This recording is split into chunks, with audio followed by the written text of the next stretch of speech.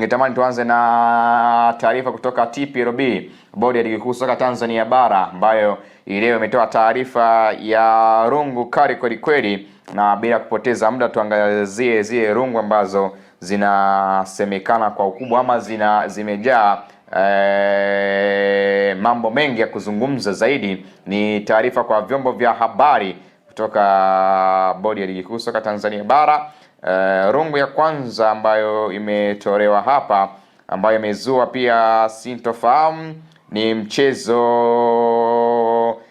nambari 080 Namungo dhidi ya Young Africans. Mwamuzi wa mchezo tajwa hapo juu, Abdalla Mwinyi Mkuu kutoka Singidani, ameshushwa daraja la uamuzi kwa makosa ya kujirudia ya kushindwa kutafsiri vema sheria. Mwinyi Mkuu tayari amekwenda na maji. Mwinyi anaitwa Mwinyi Abdalla Mwinyi Mkuu. Yes. Tunasema lile rungu la FIFA basi limepita naye shwa. Yes. Mwamuzi kutoka Singida, na kuna taarifa za tutakuwa tunajadili moja baada ya nyingine. Na huyu mwamuzi, yes, mwezi wa 12 aliwahi kuondoshwa kwenye michezo mitatu baada ya kufanya makosa ya namna hii. Yes. Na mchezo huu taarifa inaendelea, tutakuja kuigusia.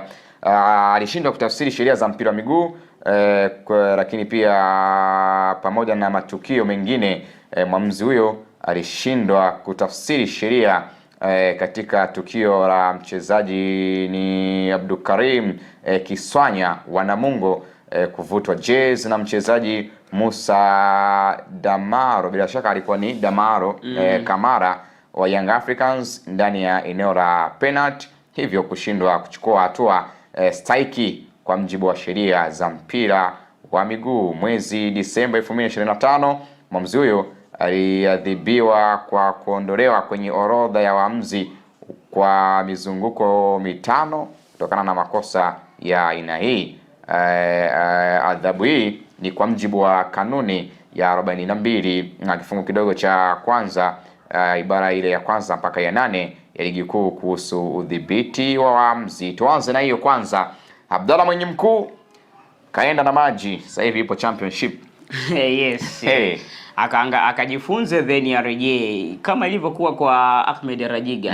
Ahmed Rajiga na yeye shai kumkumba rungu la namna hii. Bana we. Akarudi kwenda kujifunza, alivyorudi akarudi Ahmed Rajiga mwingine ni tofauti kabisa. Of course Ahmed kwa maana ya Abdalla Mwinyi Mkuu kwa makosa ambao wameyafanya na vifungu ambavyo wameviainisha, yes, sheria hiyo imemwadhibu na wamemshusha daraja baada ya matukio haya anayafanya akiwa uwanjani ni ya kujirudia.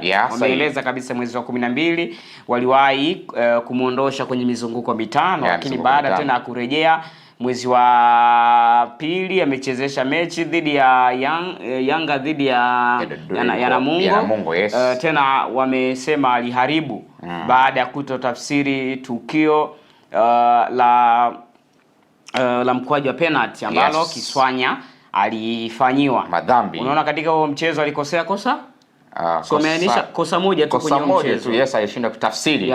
Kwenye mchezo ameanisha kosa moja pekee. Sahihi.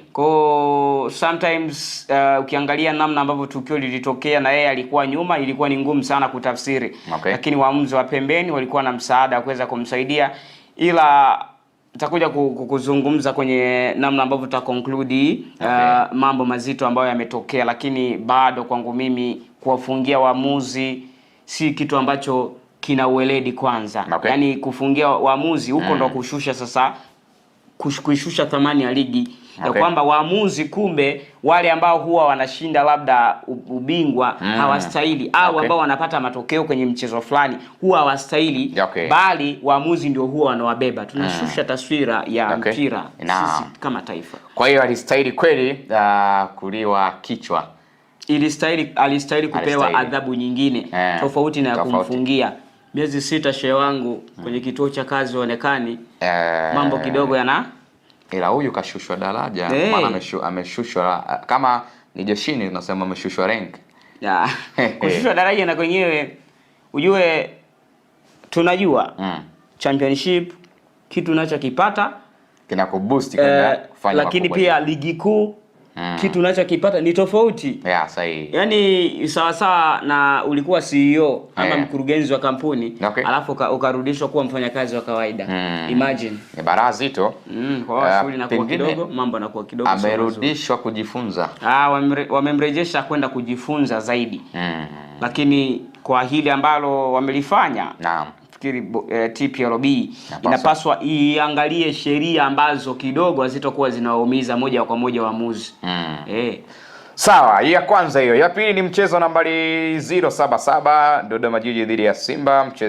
Mchezaji Selemani Mwalimu wa klabu ya Simba ya Dar es Salaam amefungiwa michezo mitatu na kutozwa faini ya shilingi milioni 1 kwa kosa la kumpiga kiwiko kwa makusudi mchezaji Andy Roboka Bikoko wa Dodoma Jiji wakati mchezo tajwa hapo juu ukiendelea. Aidha, hii ni kwa mjibu wa kanuni ya 41.5 kifungu kidogo cha 5 mpaka kile cha pili pale unakuta mambo hayo ya ligi kuu kuhusu udhibiti kwa wachezaji. Klabu ya Simba imetozwa faini ya shilingi milioni 5 kwa kosa la mashabiki wake kurusha chupa za maji kwa mchezaji William Edgar Dodoma Jiji wakati akitoka kiwanjani.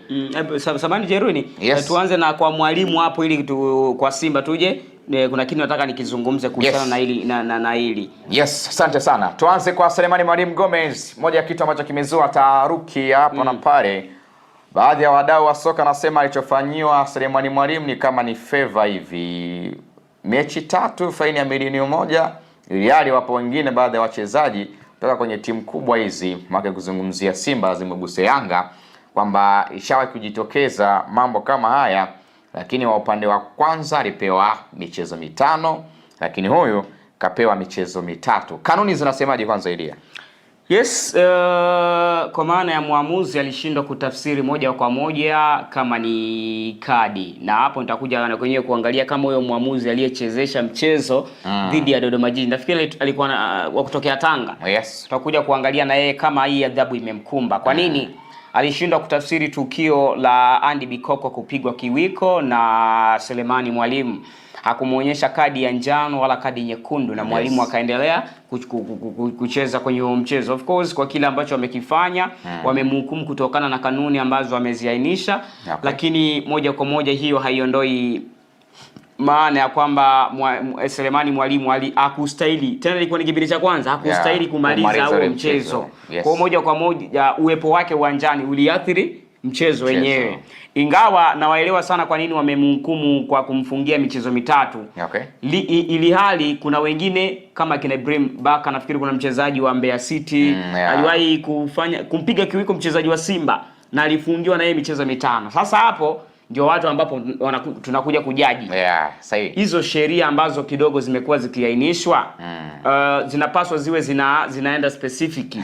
Kwamba ukifanya kosa hili unaadhibiwa mechi 3 nje kama ilivyo kwa kadi nyekundu.